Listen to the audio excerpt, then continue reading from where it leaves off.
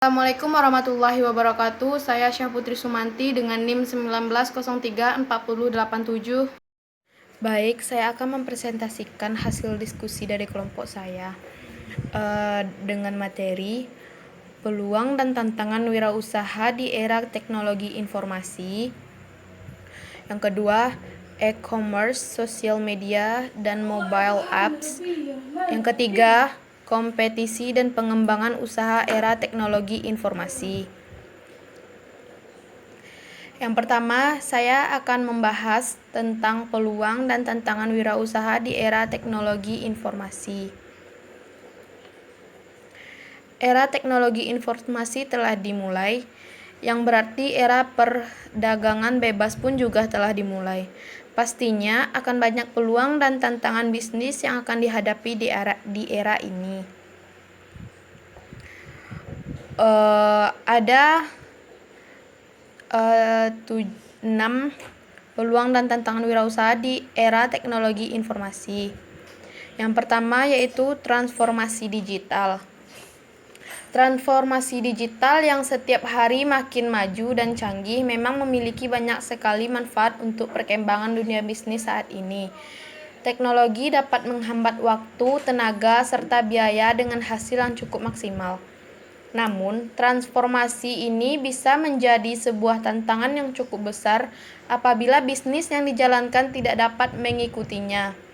Apalagi adanya ketakutan untuk mengubah cara-cara lama yang akan menimbulkan kekhawatiran apabila transformasi yang dilakukan tidak sesuai dengan yang diharapkan atau justru gagal. Hal ini perlu disikapi dengan rasa optimis yang tinggi dan pantang menyerah. Sebuah bisnis harus bisa menyesuaikan diri dengan teknologi yang terus berkembang. Pemilik bisnis akan dituntut untuk terus belajar dan belajar. Memang terdengarnya akan menguras waktu dan tenaga. Namun, apabila berhasil, nantinya akan sangat mempermudah jalannya bisnis. Yang kedua yaitu kecepatan. Layaknya teknologi yang menuntut pemilik bisnis untuk adaptif, masyarakat saat ini pun menuntut produk dan layanan yang serba cepat serta praktis. Dan jika pemilik bisnis tidak dapat memenuhi keinginan ini, konsekuensinya bisnis akan ditinggalkan oleh konsumen secara perlahan. Pemilik bisnis dapat mengatasinya dengan berkolaborasi dengan teknologi yang ada saat ini.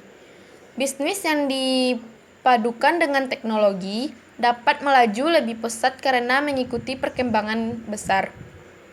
Salah satu pemanfaat teknologi adalah otomatisasi dalam mengolah sumber daya perusahaan, seperti penggunaan aplikasi berbasis cloud dalam pengelolaan karyawan, aplikasi keuangan, juga aplikasi pengarsipan. Yang kedua, sumber daya manusia. Teknologi sudah diadopsi dalam bisnis, namun masih ada beberapa pekerjaan rumah lagi yang harus diselesaikan, yakni membuat sumber daya manusia yang dipekerjakan juga adaptif terhadap teknologi tersebut. Jangan sampai biaya besar yang dikeluarkan untuk pembaharuan teknologi malah tidak dapat dioptimalkan karena orang-orang yang terlibat tidak mampu untuk menggunakannya. Yang keempat yaitu masyarakat yang senantiasa berubah. Selain menginginkan hal secara cepat dan praktis, tantangan dari masyarakat saat ini adalah karena mereka senantiasa berubah, baik dari segi selera, keinginan, dan kebutuhan. Masyarakat saat ini mudah sekali merasa bosan dengan satu hal dan mempunyai keinginan yang cukup kompleks. Mereka pun lebih pintar dalam memilih mana produk yang sesuai dengan mereka dan mana yang tidak. Ini menjadi tantangan karena menuntut pemilik bisnis untuk lebih sering memutar otak dan berinovasi dalam menciptakan produk serta jasa. Selanjutnya, persaingan semakin tinggi. Teknologi mempunyai pengaruh dalam hal ini.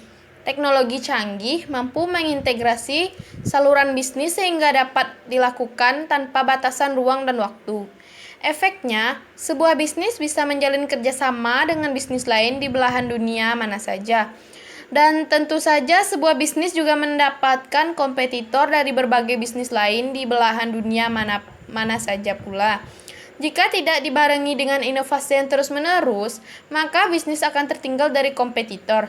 Selain itu, tantangan lain yang kerap ditemui ketika berhubungan dengan kompetitor adalah bagaimana caranya untuk bersaing dengan secara sehat. Karena pada dasarnya hal tersebut memang sangat penting untuk diterapkan. Jika mampu bersaing dengan sehat, maka akan terbentuk iklim yang baik dalam berbisnis. Selanjutnya, zero surveillance.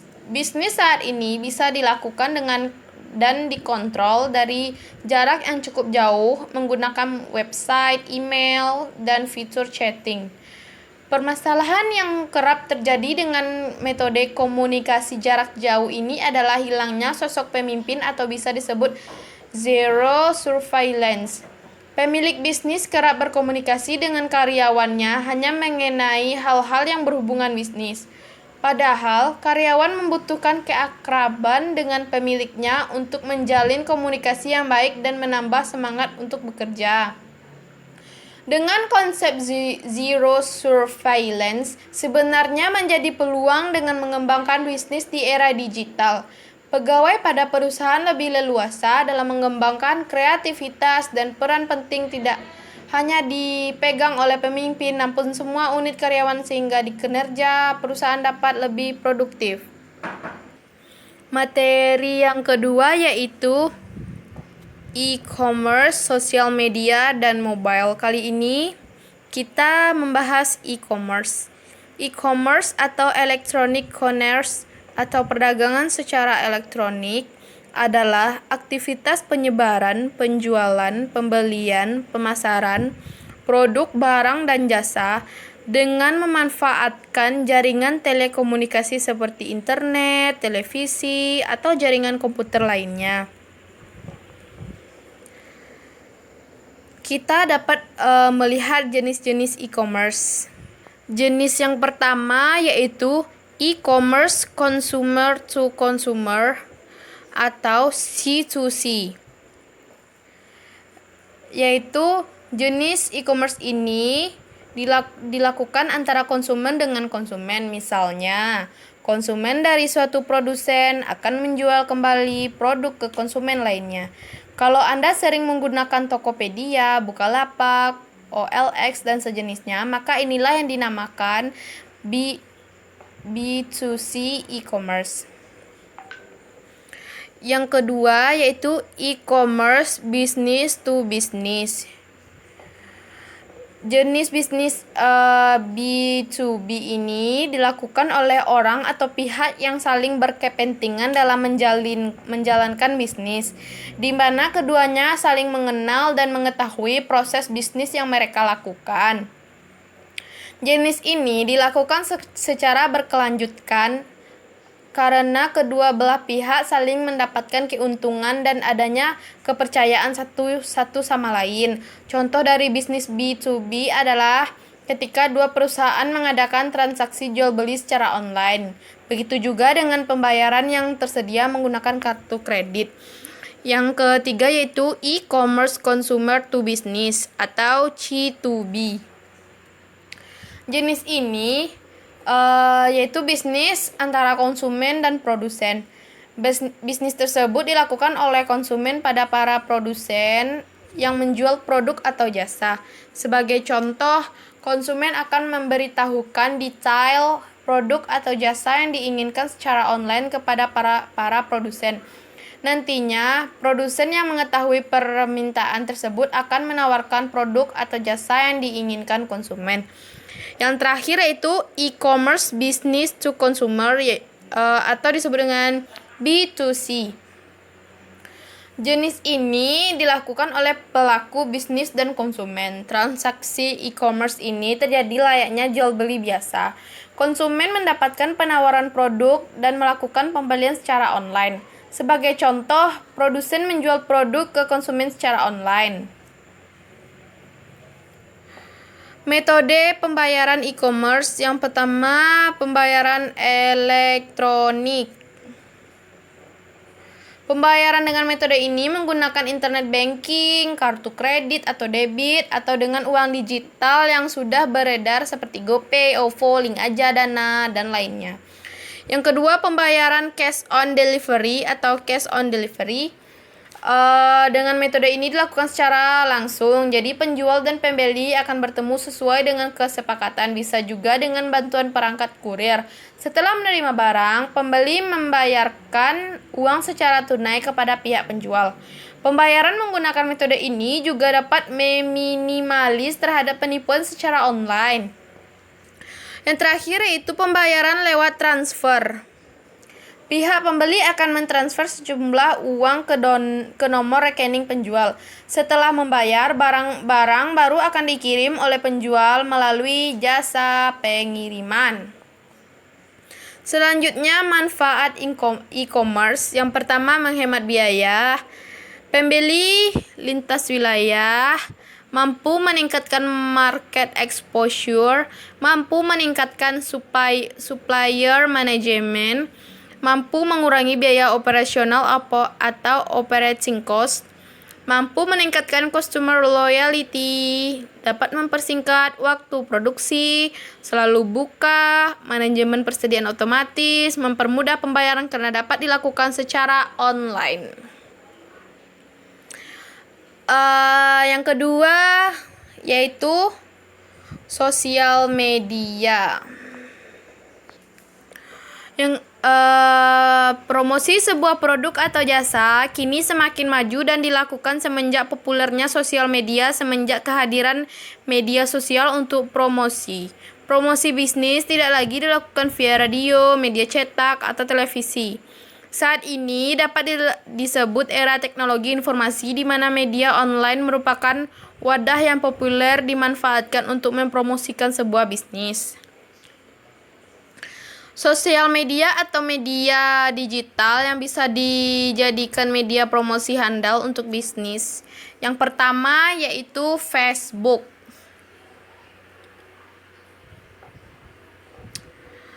Media sosial satu ini masih menjadi pilihan banyak orang untuk menjalin komunikasi dengan rekan dan keluarga. Keberadaan mereka menjadi salah satu alasan mengapa Facebook menjadi media sosial yang banyak dijadikan media promosi online selain di situs bisnis. Penggunaan Facebook sebagai media promosi pun diakui relatif mudah oleh para pemain bisnis online. Bahkan tidak sedikit dari para pembisnis yang sudah memiliki toko fisik pun memanfaatkan Facebook sebagai media promosi produk. Tidak jarang juga bisnis yang sukses bermula dari mengenalkan produk mereka melalui Facebook. Bagaimana cara agar promosi melalui Facebook cukup sukses? Pertama, pastikan halaman utama Facebook Anda menarik konsumen, karena hal ini akan menjadi daya tarik yang membuat calon konsumen memberikan like. Like inilah yang menjadi langkah kedua yang harus Anda dapatkan sebanyak mungkin. Jangan lupa untuk mengenali target pelanggan dengan mencari orang-orang yang memiliki ketertarikan dengan halaman Facebook Anda. Terakhir, fokuslah untuk membuat konten yang menarik. Yang kedua, dengan media Twitter. Twitter juga menjadi salah satu media sosial online yang banyak digunakan sebagai media bisnis online. Meski awalnya hanya didesain untuk bisa berbagi status yang terkenal dengan maksimal 160 karakter, kini Twitter mampu menjadi media yang cukup ampuh untuk memasarkan produk. Media ini dinilai sebagai dijangkau oleh pelanggan toko online manapun karena dengan ponsel cerdas, masyarakat dapat dengan mudah mengakses microwave satu ini. Beberapa cara untuk memaksimalkan promosi dan pemasaran produk melalui Twitter adalah dengan memperbanyak jumlah follower, mengirimkan Twitter secara teratur, mempromosikan situs secara teratur, menentukan waktu posting tweet, menyewa buzzer untuk meningkatkan promosi atau dengan saling promo akun Twitter bisnis online lainnya. Yang ketiga yaitu dengan Instagram. Nampaknya media sosial satu ini sedang menjadi primadona media bisnis online. Selain karena bisa menampakkan foto produk, juga karena caption yang bisa ditulis dengan lebih panjang dibandingkan Twitter. Instagram juga mudah diakses dari ponsel cerdas dan sedang menjadi media sosial pendongkrak eksistensi paling tinggi di kalangan anak-anak muda. Yang selanjutnya menggunakan Kaskus. Media sosial satu ini tidak perlu diragukan lagi kemampuannya dalam mempromosikan produk. Kaskus dikenal sebagai marketplace yang banyak digunakan untuk berjualan dan dianggap sebagai media sosial paling ampuh untuk berbisnis, terlebih dengan hadirnya forum jual beli.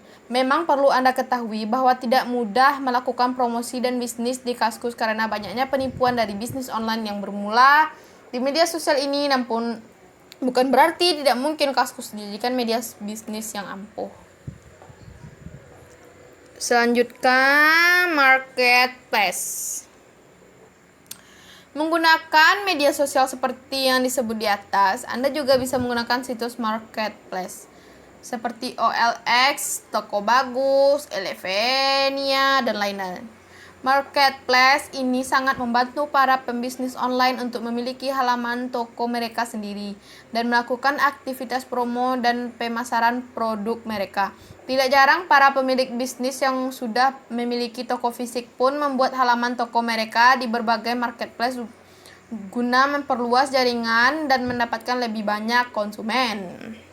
Selanjutnya itu blogs. Media satu ini memiliki kemiripan dengan website secara sekilas, namun menggunakan blog hanya sebatas untuk mendukung usaha promosi. Caranya dengan memuat berbagai artikel seputar bisnis dan produk toko online. Bahkan jika Anda mau memuat berita terbaru mengenai toko online Anda dan menunjukkan prestasi yang sudah diraih untuk semakin mengoptimalkan penggunaannya. Banyak di bisnis online yang menggunakan blog juga menggunakan teknik SEO guna menarik lebih banyak pelanggan. Yang terakhir, email marketing dianggap sebagai metode kuno di antara media online lainnya, namun jangan remehkan kekuatan media satu ini. Email marketing dikenal sebagai kekuatan yang cukup besar untuk melakukan promosi secara online. Karena ini merupakan sumber besar untuk mengirimkan berita promosi hingga penawaran produk terbaru pada para pelanggan.